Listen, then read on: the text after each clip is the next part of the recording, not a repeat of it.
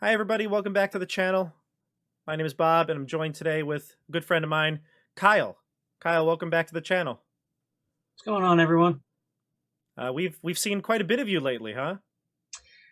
In one form or another, yeah. Totally no dark secrets. Not today. Straightforward stuff. You know, Yeah. Just for reference, Kyle's actually been on the show a couple times. He played a cameo appearance in Icewind Dale: Rime of the Frostmaiden. He played Gunvald Halragsson, the Bear King. That was fun. And more recently, you played a very average everyman's kobold, excuse me, geez, goblin. Nothing scary there. Um, Daryush. That was fun in Rank Amateurs. yeah, that was Uh, great. Great group. Awesome old school story. yeah. It was a lot of fun. And speaking of, I kind of spilled the beans there. Kobolds. Speaking of kobolds, we're here today to talk about Kobold Press's new Tome of Beasts. I just want to clarify a couple things. The Kickstarter's already out, and as of the recording of this video, there's 17 days left to go. This video is not sponsored in any way by Kobold Press. In fact, really what's going on here today is he's going to convince me why I need to join this Kickstarter because he's talked so highly of Kobold Press's materials, and I've seen a couple of their samples of things online, and I think one of our friends, Mike, actually was using one of Kobold Press's source books. So tell me what this new Tome of Beasts is. And again, you don't work for Kobold Press. You're just a big fan, right? Yeah. I sort of embraced all like the third party content makers like when 5e first launched. I like lived on Drive Through RPG, found Mm, little snippets of stuff, magic items, alternate race kind of stuff. Um, when 5e first launched, even before like DM's Guild, and I kept all this Kobold Press stuff kept popping up, and they actually wrote the first 5e modules, the Tyranny of Dragons books were written by Kobold Press. They've been around for forever. I think the company started out in like, I made a note. I think it was '06 or oh something wow, like I didn't that. even realize. Okay. Yeah, I think they had another name, but yeah, they launched in '06. Um, they were making stuff that you would see like in Dragon magazine and Dungeon magazine and stuff like My that, favorite. and then making their own outside stuff. And then Paizo kind of split off to do Pathfinder, and they just sort of made stuff for both. A lot of their products are for either one. There's a Pathfinder version and there's a D&D version. Oh, that's really cool, actually. I actually didn't know that either. Yeah. Um, I think the last Kickstarter that they put out, I think they actually, because like Pathfinder's kind of waning a bit. It's not really a bit as big as it used to be, but I think they had to sort of put the kibosh on the Pathfinder version because not enough people Oh, I see, yeah. backed it for Wouldn't the support it. Pathfinder version, Mhm. where it like the whole point of Kickstarter is to fund the project, Right, and there right. were so few people for the Pathfinder stuff that they just said, you know what, folks, we're sorry, we'll give you your money back if you don't want the 5e because it's just not cost effective. It wasn't enough for that platform. Yeah. But they've been kicking around. They have tons of stuff. They were putting out materials for their setting for 5e called Midgard, Hmm. races, magic items, stuff like that. And then in 2016, and because I'm an old man, I still have physical medium. Let me, what? A little Backwards higher. camera. A There little we go. higher. Okay. There we go. I saw this on the shelf at a store you know very well called Modern Myths. It's no longer with us, Oh, yeah, unfortunately. yeah. It was sort of our local destination for gaming stuff. Yep. Um, I met a ton of my gaming friends there that I still play with to this day. Um, so that was on a shelf, and you can see it's this massive, massive book. I mean, it's bigger than the Monster Man. The Did it actual come did it come with all those post-it notes? no, that's you can tell. As soon as I bought this, I put the Uh, Monster Manual on the shelf, and it collected dust. I was running a home game for some of my buddies, um, and they're all experienced players.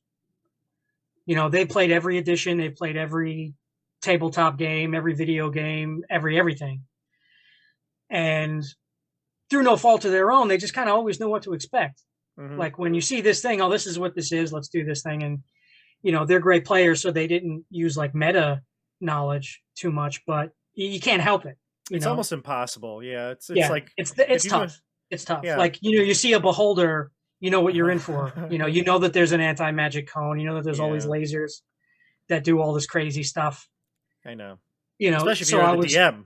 If you're a DM, you yeah, know, especially any monster you've ever ran, you intimately know the knowledge yeah, of especially the the complex creature. ones or the really awesome ones. You know, you just Yeah. remember certain things about them.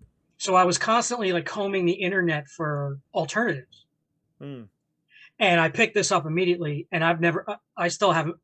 That was my monster manual for the rest of the campaign Yeah. because it was throwing things at people that they'd never seen before, had no idea what to expect, and the creativity was through the roof. I mean, it's so Hmm. good. And I find that the creatures from these books are more difficult. Like if you go by challenge Mm. rating, like the challenge rating idea is great.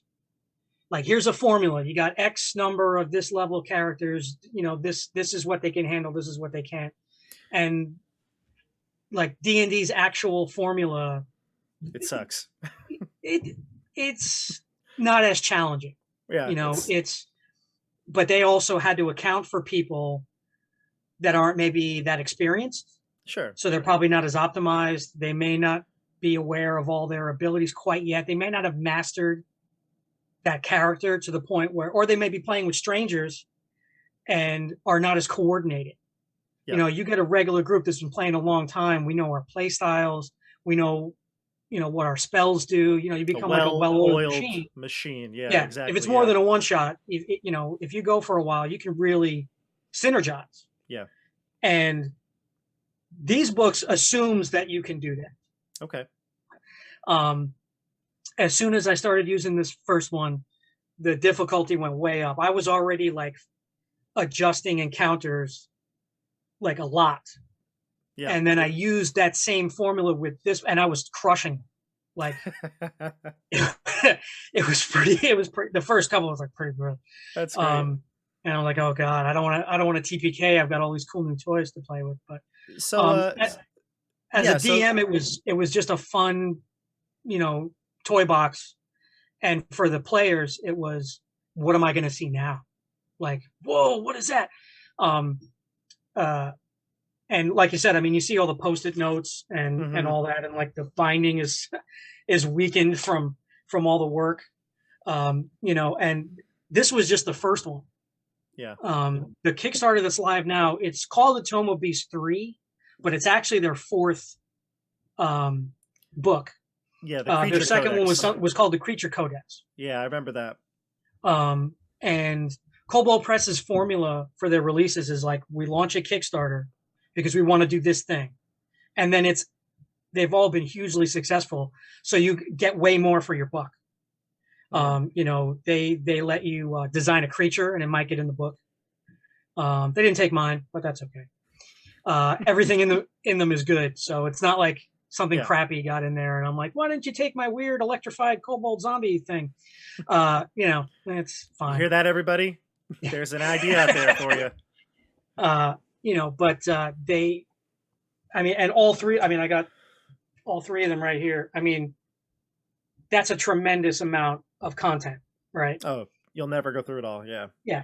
And there's some wacky ones. I think there's like a half shark, half wolf or something in there. And I'm like, that's weird. Uh, you know, you'd have to really, really want to use that one. Creatures run from, you know, simple CR quarter, you know, bandits Mhm. to epic tier demon lords and Fey, you know, like Feywild, like domain rulers and things like that. Gotcha. I love Um, that. I love that range of too. Like, the lower play stuff is just as important, right? Like most people, I think D&D's done this survey now, and it's been the results have been out for a long time. But most people play to like 5th level, and that's it, right? So, Yeah. the high level content is usually what you don't get a lot of. But when you think of monsters, I think it's easy to make a monster just like really strong. It's hard to make a monster that is fun for a first level character to play against. It's not like Yeah. just a And goblin, right? yeah. And they have goblins in there. They have, that are variants, they Mm, have kobolds, they yeah. have all the orcs, the traditional They stuff. better There's have certain things, kobolds. yeah, absolutely. Yeah. And they're clever and they're interesting. Good. They definitely were like, okay, we got the K. Um, we got to really put some work into these kobolds, because if Yeah. we have shitty kobolds, like no one's going to take it seriously ever again. Right. There's certain things they can't put in, like beholders, Mm-hmm. because I think D&D D&D. like owns beholder. So if it's copyright material, if it's strictly D&D. Yeah, and Okay. like anything from a setting, like they can't use Warforged because they're from Eberron.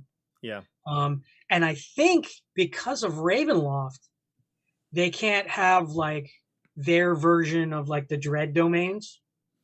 Like they can't have their version of Strahd. They can have A vampire. vampires, Right. but they can't have like a vampire who rules a dark, spooky, gothic or horror domain. Like that'd be too close. Okay. There's some, but there are vampires. There's demon lords. There's liches. I mean, there's a little bit of everything, and of course, dragons and all kinds of great stuff. So let's why don't we showcase some of the monsters that you Yeah. wanted to talk about from the I first actually, two. I had to take notes for this part because there was no. I mean, we talk about the first 5 pages all night. So, the Tome of Beasts, which was, like I said, it was in 2016. They have all these little like Feywild, like pixie sprite kind of creatures, and they have like a theme. Like my favorite are called the Belly. They're these little ice pixies or fairies or something, and they have little ice bow and arrows. But yeah, you can see in the artwork, a lot of attention was paid into like the artwork, sort of bringing the concept of the creature, like visually. You can thumb through these books with an idea and find something, because mechanically it may not be exactly what you want, but the artwork's so good, and it does a really good job of like kind of explaining what you're looking at before you even look at a stat block. I mean, this one's kind of like you said, it fits an area of D&D that I guess is missing. Like I've never seen something like this, and it's like totally nightmare fuel. Right. But because it's from the Feywild, it could be harmless. He could be friendly. He just kind of looks that way. Yeah. Like a big toothy mouth, but he like wants to be your friend. Yeah. And there's all kinds of little fey creatures like this themed throughout all their books. Yeah. And I couldn't pick one. Like I like the artwork for that one the best. That's why I picked that one. Yeah. But I liked each one of these things so well that I came up with some convoluted reason to get like 3 or 4 different kinds. The party was in like this ruined desert city, and it was like they just stumbled upon these creatures that were doing like a Hunger Games thing, where like they were plucked out of the Feywild from all these sort of opposing places and stuck in this desert city to just fight it out. And the party just happened to stumble on them and had to figure out like, were they going to get involved? Who they were going to help? And these poor ice creatures in the desert, like they were just exhausted and and like uncomfortably hot all the time. So the group kind of adopted them because they felt bad for them, even though they had just been shooting at them. They were like, we got to get these guys some water or something. They're miserable. That's great. Yeah, but there's all kinds of like those fey creatures are all throughout that book, and it's so good. And that particular artist, Brian Syme, I think is how you pronounce his last name. Great stuff. The artwork in these books is terrific. It's very, and I mean this in the best way possible, it's very comic book, at least the way I see it, which I love. Like it reminds me a lot of the 4th edition artwork, which I think was underrated. 4E as a whole was a bit underrated because it did have its flaws, but the content they were putting, the artwork was just so good.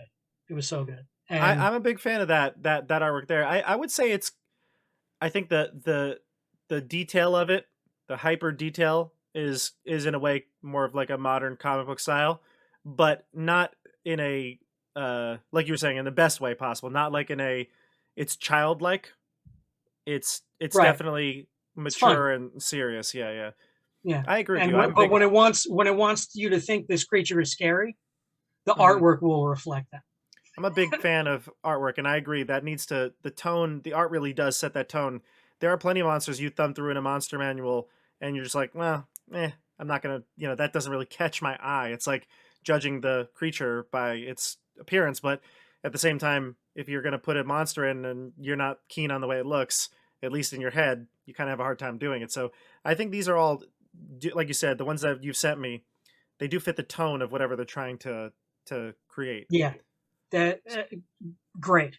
So if you just like D&D, fantasy art, Yeah. you'll love the books. Tell me more. What's Um, another monster we should look at? well, they definitely have kobolds, as you mentioned.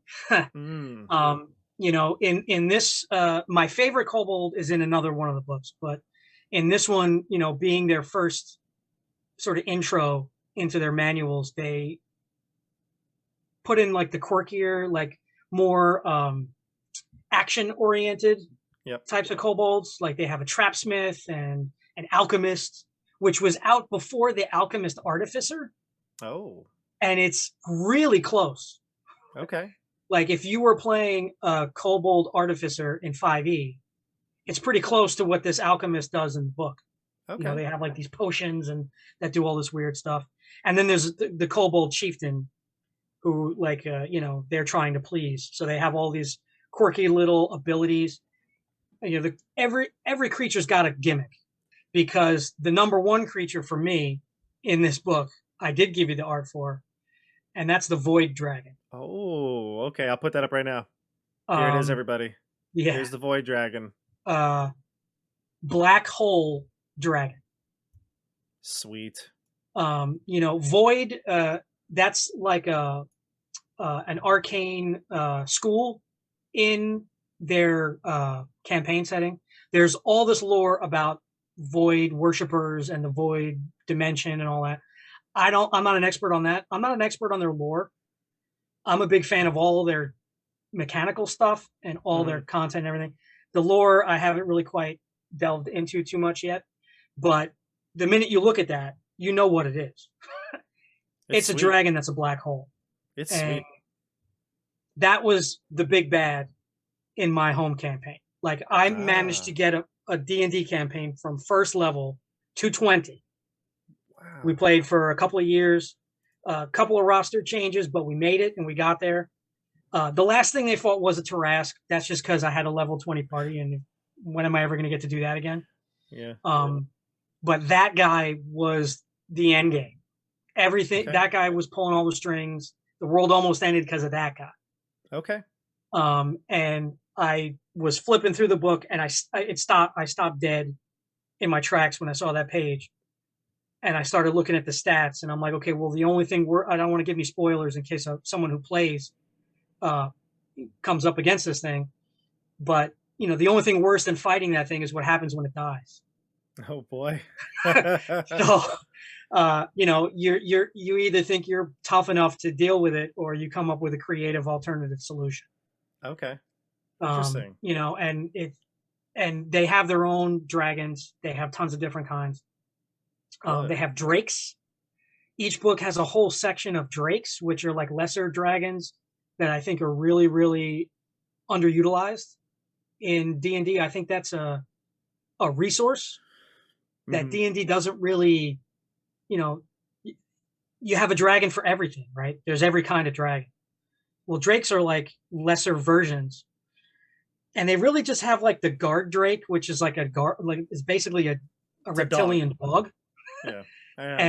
and like wyverns, I guess, are sort of dragons, like kind of, but Kobold Press throws every type of drake at you. Like everything you could think of. Every climate has a drake. Every Hmm. environment has its own kind of drake. It's a whole, which is great for, again, lower level parties. Like fourth level party probably won't fight a dragon, right? Because if you're doing it right, they're not going to live. No. but you can fight some drakes. Sure. You know, village says, "Oh, we're being played by a dragon, and no one will take the job. Will you help us?" And then you find out, "Oh, it's a drake. I can do that. Hmm. Let's give it a shot." You know, it's still a challenge for that group. Oh Maybe yeah, there's a no pack of doubt. them Yeah. instead of just one. You know, if you're maybe 5 or 6 level, you could probably handle a pack of them. And they're interesting. There's ones that hang out in pubs. They're just Okay. like beer drakes or something like that. Ale That's funny. house, I think they're called. That's funny. But yeah, the Void Dragon was definitely that sold the book for me. I mean, I was Okay. probably going to buy it anyway, but the minute I saw that thing, I was like, forget it. I own this now. Every other page could be a waste, and it wasn't. Um, uh, just a couple of honorable mentions for the first one. Like I said, they don't have Warforged Right. because they're not allowed, but they do have Clockwork creatures. I've heard of these. Yeah, yeah, yeah. And you know, they every shape and size across their publications. There's even a wizard school in their players book that you know how like a priest can animate dead. They threw in all these spells that you could cast on the thing that you animated Oh, to to like buff it. buff it and make it stronger. Okay, cool. Right. Yeah. So instead of just having a zombie walking around, you have a zombie that like sprouts spikes, or a zombie that can fly, or you know, just kind of beefens it a little bit. The other mention I wanted to put, oh yeah, the Horka, I've or got the that one. Horak. Yeah. Yeah, I think it's pronounced Horak. I could be getting that wrong, but it's basically a giant spider that can rip out your eyes. You know, That's it's got a big terrifying. egg sac in it, just filled with people's eyeballs that it's eaten. Love it. And there's a mechanic where like it grapples you and then it tears your eyeball out. And it's not easy to do it, but if you do, if you're rolling good on that player character and you know you take an eyeball, he doesn't know what to do. You know, there's nothing in 5th edition for regrowing eyes until you're higher level, so it's like you gotta. That's scary. You know, you Yeah, I foreshadow know. that by like you know, you're hunting a creature and it's every victim has its eyes torn out. For I mean, they have prosthetic limbs now. I think there was prosthetic limbs in Tasha's. oh, So I guess really? an Okay. eyeball, a prosthetic eyeball, but Like a you fake know, if you're eye. low enough level, you Yeah. don't have the kind of cash for that. You know, you're making do. So like a You know, magical eye yeah. replacement. Yeah. And again, it looks terrifying. You know, even an experienced player is going to say, what? And when you have those players that like are cunning and they're clever, any roadblock or you know speed bump you can throw at them to make them like need a turn or two to kind of figure out what they're going to do. That's good for the D. Yeah. And you know, eyeball tear rip out is that'll you know get them to move away and run away and Yeah. think of plan B. And I'm looking at the Um, art here. It yeah. stores the eyeballs. Yep. So like And I used it, and it took someone's eyeball. So he was a low intelligence character. He was a fighter, great character played by a great player. So he tore it open and was fishing through the eyes to try to find his eye. And the campaign's over, and he still doesn't know if that's his eye. It's oh, back. It's in gross. his head, Gross. but he's not really sure if it's his or not. It There works. was so many in that picture. You know, it's like, oh, I is this love it. my eyeball? Well, roll for I don't know, perception, insight. I Percent. don't know. Wait, you get disadvantage on that if you only Yeah, have one eye. right, because you only got one eye. It's like it fits. It was the right size. So, you know. Awesome. So I guess we'll move on to the second one, which was the Creature Codex. Put that up here so I can show you the cover. Little word. Yeah, yeah, yeah. Perfect. Here we go. A little bit of a Sayrak-esque Yeah. on I was the gonna say that's really on the really does cover. look like him. I think Yeah. Tomb of Annihilation was around the time this got published. So Okay. they rightfully kind of wanted to say, "Hey, we got these guys too. Come check it out." You know, to kind of catch your attention. Yeah. Again, you know, you'll see there's plenty of post-it notes and you know, extra little ways for me to get to the creatures I want to use. But there's a ton of great stuff Um, there's a they figured out a way using the swarm mechanic, like swarm creatures, Sure. to simulate a bar fight.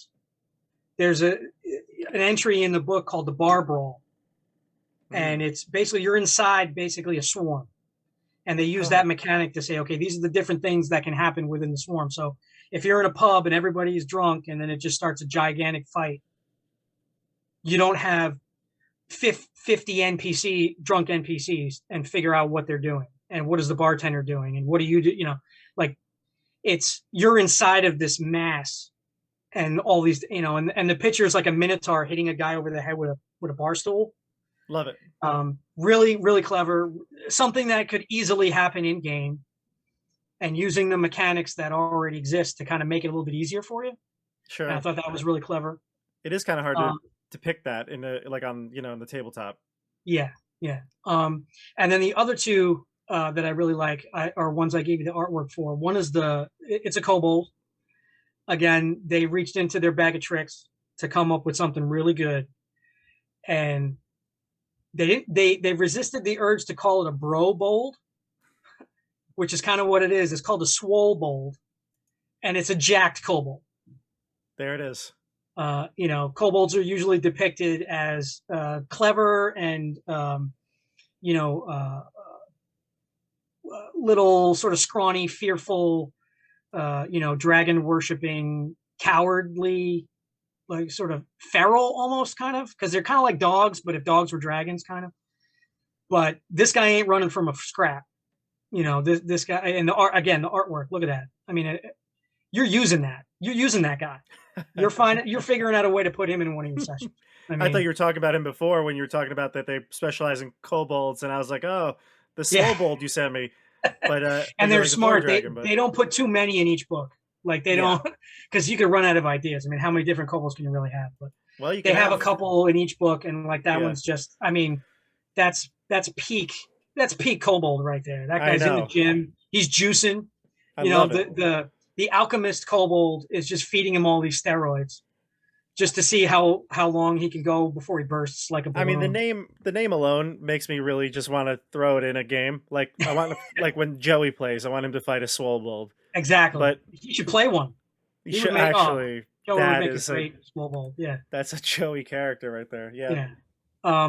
And to kind of shift gears from like the funny and stereotypical, you have the Pact Lich, which is what you get when you have a Lich that's also a warlock. Oh. And anybody who's DM'd warlocks knows they're a headache, man. They shoot lasers from a million miles away. Like they just have the coolest tricks out of all the spellcasters in 5e. So you combine that with like the absolute power of a Lich.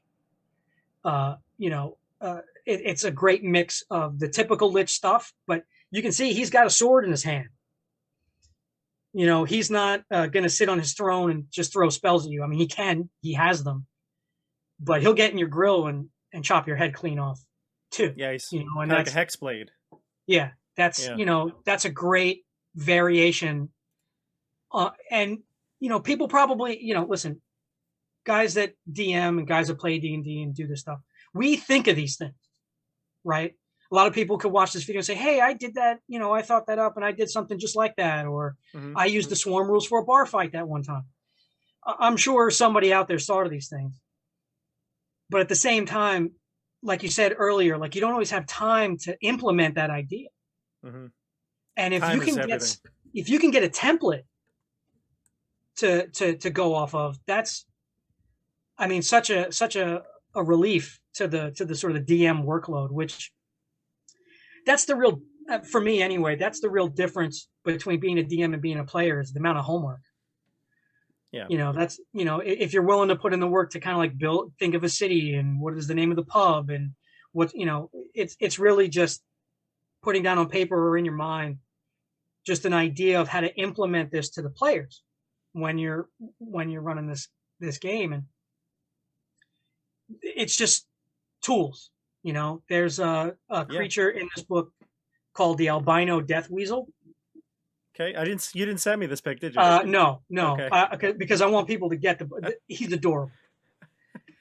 but he has like psychedelic poison. He's like a raptor, but like this fuzzy little adorable, and he was great, right? So I'm running Tomb of Annihilation for our friend CJ and a couple other people, and Estelle, who was in Rank. the rank amateur. Hmm. And I'm like, okay, well, there's no way a weasel would be in the jungle, right? So I just fuck it. There's a weasel in the jungle, There's a weasel. and I tweaked the mechanical parts a little bit to be the appropriate like challenge for. It was actually just against one player. One just stumbled upon one in the bushes, Oh, and one on then one. out comes the psychedelic poison Mhm. spray, like a skunk would spray you, but it's psychedelic. Okay. It starts tripping you out, and you don't know what's going on, and then it can like tear your throat out and kill you slowly because it's not physically strong, but You're gonna make me run go away. Google this now. I've got to go find this picture. It's awesome, and it's got the best name. What's better than Yeah. albino death movie? You don't even Seriously. need the art. We're all thinking of it in our heads right now, and I what's know in your exactly head what right you mean. now is Yeah. what it looks like. Okay. Like that's a great name. Like you got to do that. Okay. The writers have done great. The art, I mean, the creativity is just so good. Yeah. And another creature from that book, which I did give you art for, Oh, was the Dracotor, love it. which is if a centaur were a Dragon Ball. Yeah, I like it. I'm a big fan of this art. I mean, look at that. You see that? You put that in your game. If you're a player and you're thumbing through this book, you shut it and you tell your DM, "There's creatures in here I want to fight." They have. I think it's in the third one, which I'm the least familiar with because the third one came out right before COVID. You mean creature? Sorry, Tome of Beasts 2.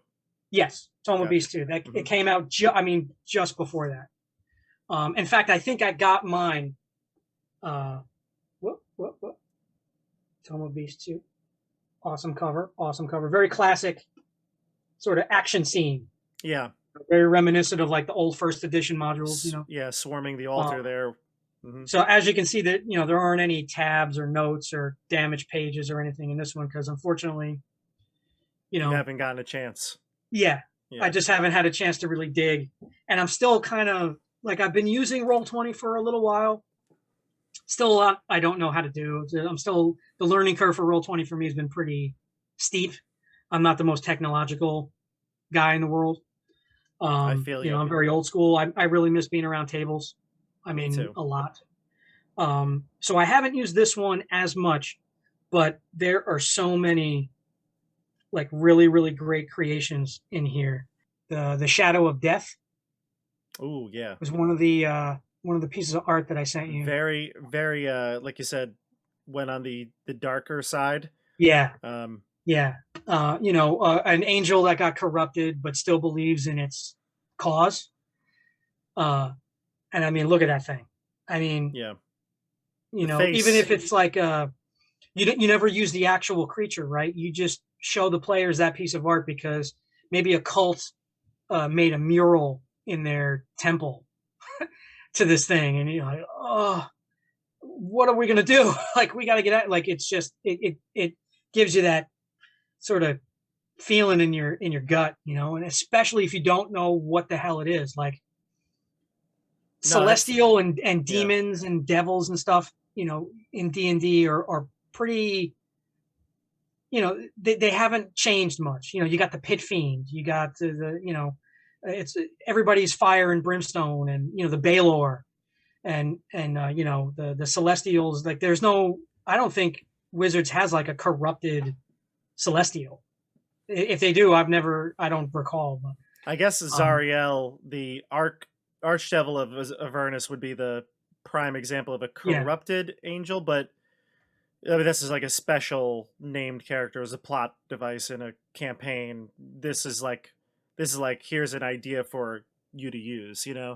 Right? It's different than that, but yeah, I mean, I like that tone of that too, because like you said, Zariel is also fire and brimstone. I mean, that's kind of redundant. This is different. And then one of the other artwork things I gave you was one of the demon lords in this one. There's demon lords in all three. I'm assuming there'll be more in the new one. Which one's this? And I just thought the artwork was unbelievable, and they all have themes, right? Like there's one in the first book. He's the demon lord of cockroaches, Mm. and he's just a giant, sort of hunched. He's Oh, doing the malevolent, like Mr. Burns, hand rub, but he's a cockroach. Which is so gross. But this one I thought was interesting because it's a demon lord, and you're supposed to be scared of him, but he looks colorful, and I'm gonna butcher its name, Ropalocerix. that's what it looks like. Ropalocerix. I don't know Maybe if it's spelled Rop. phonetically in Yeah. the book. Maybe you rename it. So this way you can say the same name every single time, because Yeah, I'll there's put nothing the like reading a name of something and saying it one way, and then 3 months later, the players are like, "Who is that guy?" Or you say the name a different way. Ropalocerix. Yeah. Ropalocerix. 3 months later as like a callback, but the players don't put two and two together because you called it two different things. They spell it phonetically in their notebook, and then you Right. say it wrong later, and you're like, "No, that's the same guy," Ropalosaur. and they're like, "What? What are you Yeah. talking about?"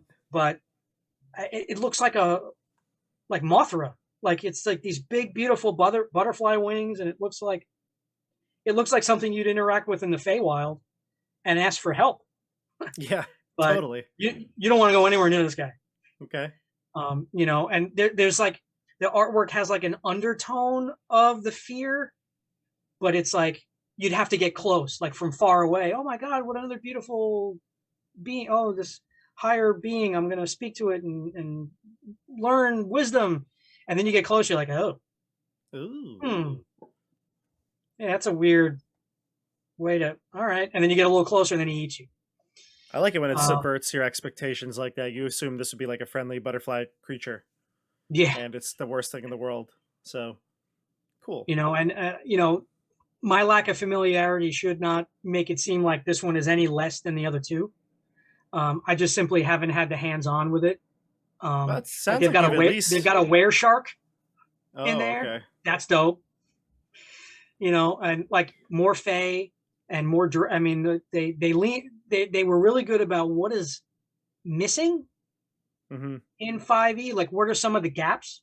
Yeah. And let's fill in those gaps with like really creative, interesting things. So it's not same old, same old. Like all these little Fey creatures. I mean, Wild Ball and the Witchlight came out last year.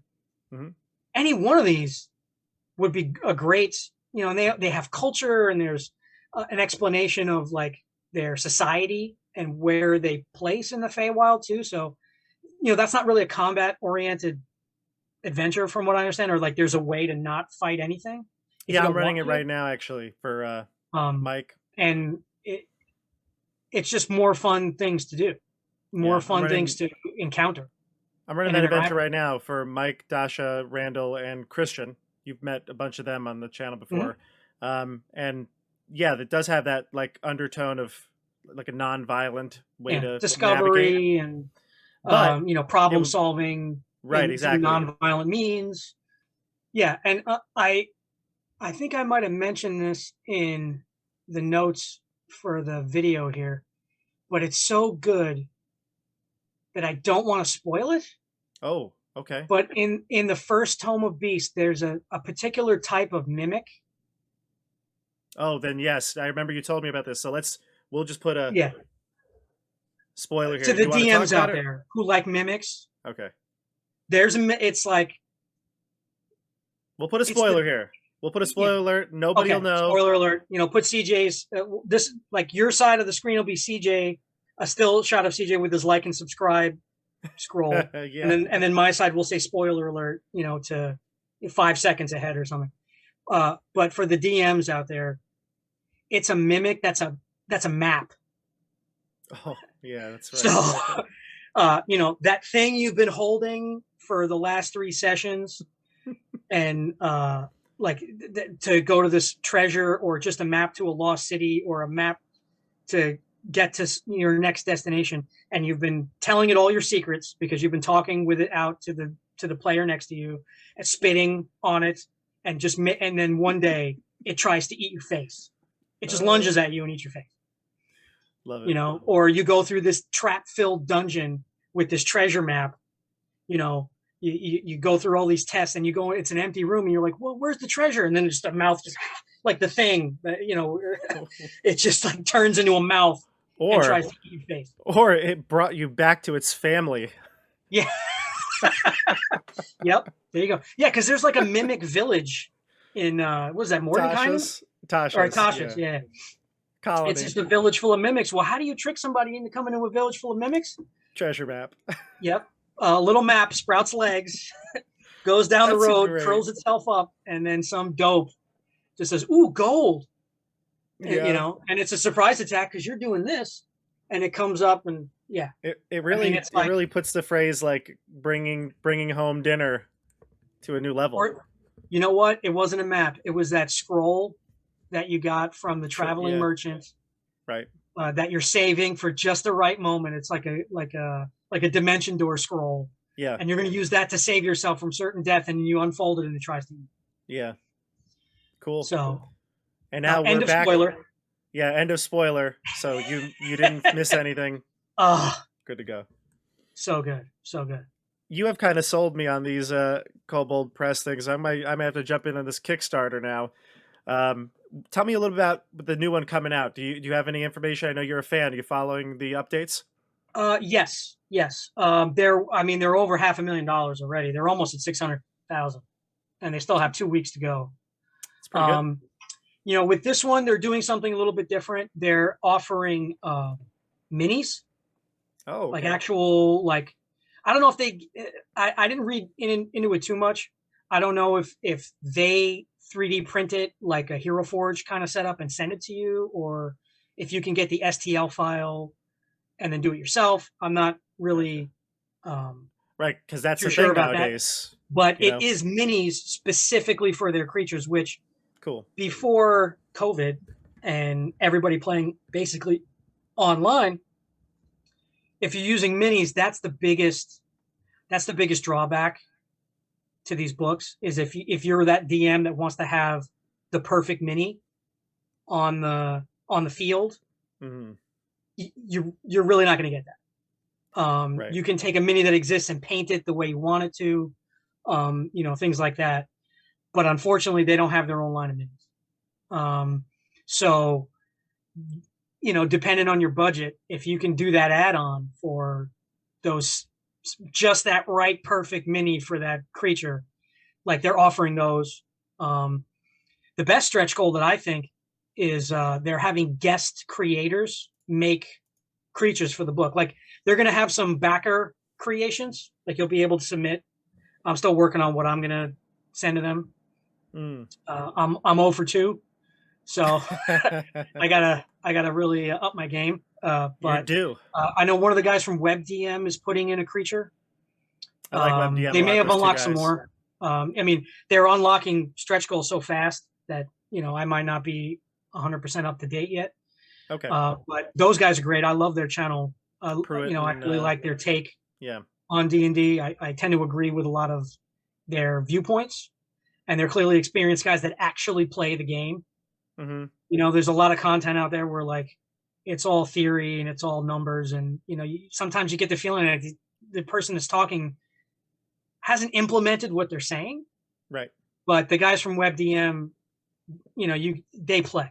They're doing their thing, and they're interpreting their play on their videos and using their experience to say, hey, I would maybe do this, or I kind of like to do that, and that sort of thing. So having one of them design a creature, and it's like a leprechaun that lives in your house and plays tricks on you till you go insane. Oh, perfect. It's like you get cursed by someone, and the only way to get rid of it is it's either you die of sorrow and mania, or you transfer the curse to someone else and then watch that. Like it lives in your house and plays pranks on you, and they just get worse and worse and worse. And that was like the little blurb on the Kickstarter update. Mm-hmm. That wasn't, and it's going to have a whole page that explains like its lore, where they come from. I don't know if it's a demon or a fae or what. It looks like a bald leprechaun. The little sketch. I'm gonna have to check out that site now. I'm gonna leave a link to the Kickstarter down below, so if anybody after this discussion wants to go check it out, they can. Yeah, it's coming along great. I mean, all of them turned out, fantastic. So I'm sure this one will be also. Anything else to discuss, or is there? Uh, I mean, that's definitely the highlights. Like I said, the Yeah, artwork is great. They have, and it's each book has like a squad of artists. So I can't really name them all. Brian Syme, I think I'm getting his name that's the right. one you were He just referring happens to to be my before. favorite. Just Google him. His Gotcha. artwork is terrific. He's done a bunch of stuff for Kobold Press, and when the Kickstarter launched, I was like, first of all, first day, take my money. You don't even have to tell me what's in it. But it got me like taking the books back out again and looking at stuff. Like they have wild beasts in here and dinosaurs. So I'm running Tomb of Annihilation. I might throw some in, just because I've been kind of refreshing on it Mm-hmm. and remembering how much cool stuff is in here. So I might be dusting off some of these pages and adding Fun. that in. So Yeah. it's great, great, great stuff. Any DM could use any one of these. Obviously, the So first is my favorite because I've used it the most. right. I know the most out of it, but they're all terrific. And a great addition to any table. Really. So it sounds like what you're saying is you hate this product, don't buy it. Boycott. Got it. Perfect. Well, everybody, you heard it straight from Kyle's mouth. Kobold Press, 2 thumbs up. I'm intrigued. I'm going to check out this Kickstarter page. I'm going to put the link down for you below to check it out as well. Again, this wasn't a sponsored video. Kyle just passionate about it. He said, hey, can we chat about it? And I said, yeah, pitch it to me, basically. And I think you did a great job. I already see, based on the monsters you gave me and sort of the details that you kind of provided, that this could be a valuable resource for anybody because we just can always use more monsters. It's always a great thing to have. So thanks for coming on, Kyle. Yeah, no problem, Bob. Thanks for having me again. Just wanted to let everybody know we're not sponsored by Kobold Press, but all appearances on this channel, past, present, and in the future, have been brought to you by my amazing wife, who lets me do this stuff. So I just figured I'd give her a shout out for not encouraging, not just allowing, but my endeavors here. So I just wanted to give her the credit she's due. So Yeah, she's actually a great D&D player too. I had both of you in our Curse of Strahd game back yeah, many years ago now, but I actually have these here. These are the coasters that she had made. yeah, See this? oh yeah, I got the owl bear. yeah, the owl bear. This was the one that really called my attention to it when she posted about it. She was like, I can make these coasters, and I was like, an owl bear with a D20, of course. And it But they rolled a got 14, so I didn't roll that. oh yeah, right, 4 But on the die. A D20. Look at that. yeah, Yeah, she's pretty talented. By the way, I mean I could cut this out if that's the case, but does she still sell these items or? yeah, it's like when she's got the time to Okay. get a bunch of sets done. It's a bit labor intensive. It's like Yeah, laser it etched, and is. then This you is got to seal it just quality right. stuff. Yeah. Yeah, yeah. So But whenever she's got free time, she kind of puts some of that stuff together. She's been a little bit backed up with work stuff, but this was kind of a labor of love that she was doing. cool. When she's got like little gaps in her workload, she cranks out some stuff and puts it out there. But I can how have her send you people? like the link for her Yeah, newsletter thing where she'll post when stuff is available. She makes let's dice do trays that. too that are awesome. Let's do that. We'll put the link down below in the description so everybody's watching. We'll see that.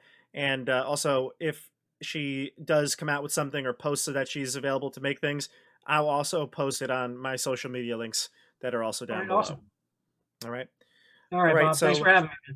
Thank you, Kyle. And we'll chat soon. And everyone, that's our review on Kobold Press's Tome of Beasts and their other supplements for 5e. Go check out everything we discussed in the links down below. And we'll see you on the tabletop. Good night, everybody.